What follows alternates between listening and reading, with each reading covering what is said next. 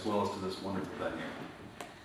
So I'm going to be actually talking about a newly discovered virus today, actually part of a new genus of the coronavirus family. And just on this one slide, this is actually a crystalline array of this virus.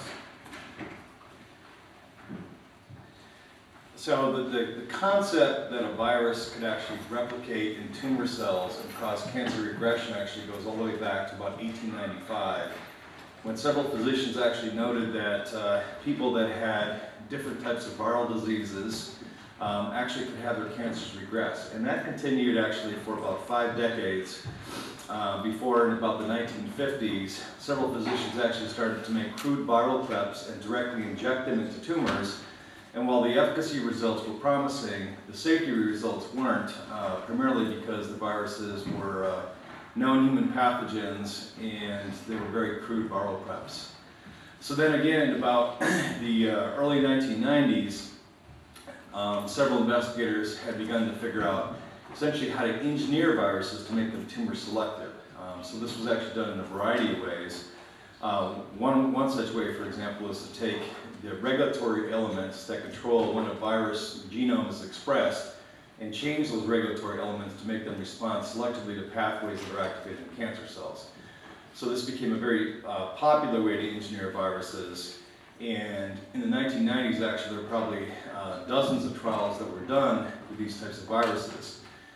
Again, the results actually were very promising when you could take a virus that was engineered and directly inject them into a localized tumor. Quite often you saw the tumor regress.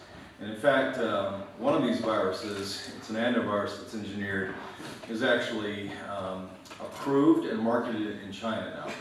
It's a derivative of Onyx 115. So again, the concept is that a virus can get to the tumor if it's directly injected, and then it will keep replicating until there's no tumor mass left, and the virus continues to spread and replicate it to only tumor cells, and it won't replicate it to normal cells. So, but the problem with cancer is not localized disease. That can usually be treated with surgery or radiation. The problem is metastatic disease. And so there were a lot of issues in terms of utilizing viral therapy to treat cancer. One of the main issues is essentially systemic delivery. So when you tried to systemically deliver these viruses, they didn't work for one or more reasons. First of all, most people were using known human pathogens such as adenovirus, herpes, measles, etc. And they were quickly inactivated by the human immune system. We had antibodies to them as well as complement inactivation, as well as the hemagglutinated human erythrocytes. So these just simply didn't work in terms of systemically deliverable. Since they were engineered, they were genetically unstable. Quite often they were difficult to manufacture. They weren't that highly selective toward tumor cells versus normal cells. And there were no good models. For instance, adenovirus don't really replicate in murine cells. Human adenoviruses don't. So there weren't any good models to study these. So when I was actually working at Novartis Pharmaceuticals, we were testing different cancer therapeutics, and cell culture, one of the things you do is to find out how well your drug actually kills cancer cells. And to make a long story short, we actually accidentally found that the agent that was killing these particular types of cancer cells wasn't the drug we were putting in to try to kill the cells. It was actually a contaminant in the tissue culture media from fetal bovine serum. And this contaminant actually turned out to be a virus, and not only was it just any virus, but it turned out to be a completely unknown virus in an unknown genus of the coronavirus family. So further study actually found out that there were 12 isolates from US farms throughout the 1980s and 1990s. And these viruses actually were accidentally found in pigs just from normal veterinarian processing from pig farms. And they were actually put back into the pigs in 3 different occasions, and no disease was noted. So that's actually how I kind of got into this with this particular virus. And it turns out that this virus is extremely selective. I'm going to show you the data for this. For certain types of tumor cells, those that have neuroendocrine properties over normal cells, you can manufacture it to an extremely high level. It was genetically stable in that it was a non-engineered virus. And importantly, it was systemically deliverable because there was no pre-existing immunity in the human population. So there was nothing that inactivated this virus to make it systemically deliverable.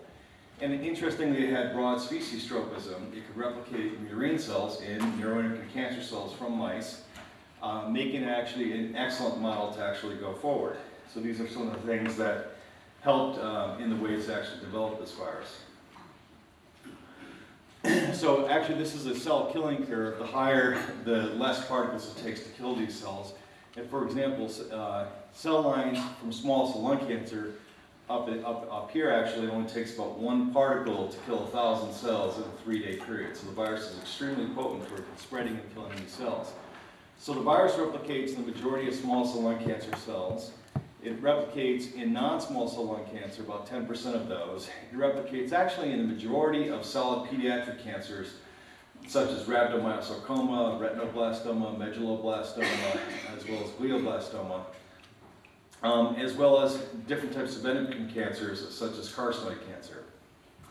And interestingly, even if you put on 10,000 viral particles per cell, we see no killing whatsoever in any of the normal human cell cultures from a variety of different types of organ systems.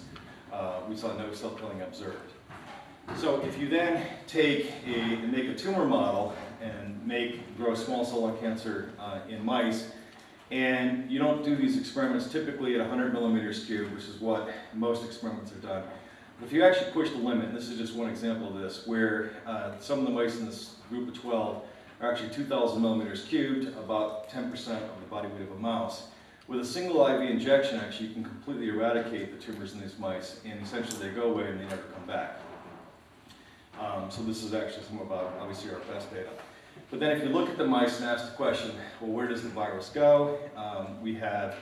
You can actually do immunohistochemistry to find out where the virus went by looking at an antibody that stains against the viral capsid.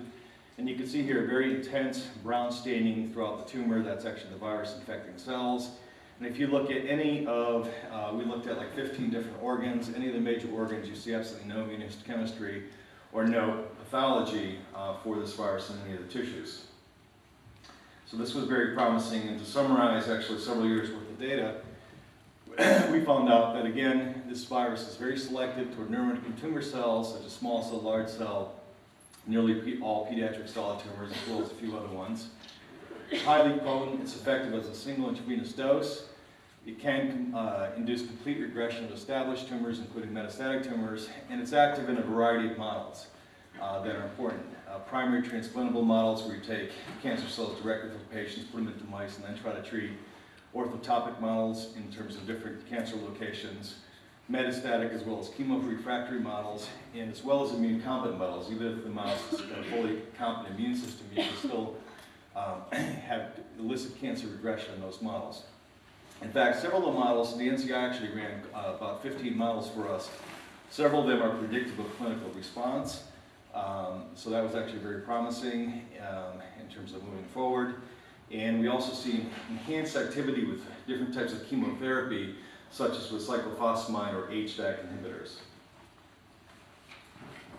So we did a very extensive safety profile. I mentioned the virus actually was with pigs. We did our own study. We did intravenous administration in terms of both adults and newborns, 3 times 10 to the 11th vector particles per kilogram. Again, no pathology, no disease was noted. In mice, we actually did multiple doses, immune compromised as well as immune deficient, both newborns, juveniles, adults, and multiple species. And the maximum dose we could deliver was 10 to the 14th vector particles per kilogram. These are the highest doses we delivered. We didn't deliver above that dose, and they were safe. We also did multiple species of non-human primates, again out to 10 to the 13th vector particles per kilogram. And again, no pathology or no disease was noted. The only symptom that we're seeing essentially in these 3 species is transient leukopenia. I'm going to tell you about the phase 1 trial in humans, but to give you the bottom line, the only thing we actually see in humans is, again, transient leukopenia and flu-like symptoms.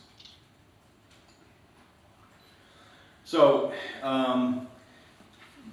you know, one of the promising things about viruses and cancer therapy is that cancer seems to be a natural place for viruses to be able to replicate very well. For instance, they avoid apoptosis. That's one of the major ways where normal cells can actually stop a viral infections by going through self-induced apoptosis. So it stops viral infections. So cancer cells are actually resistant to that.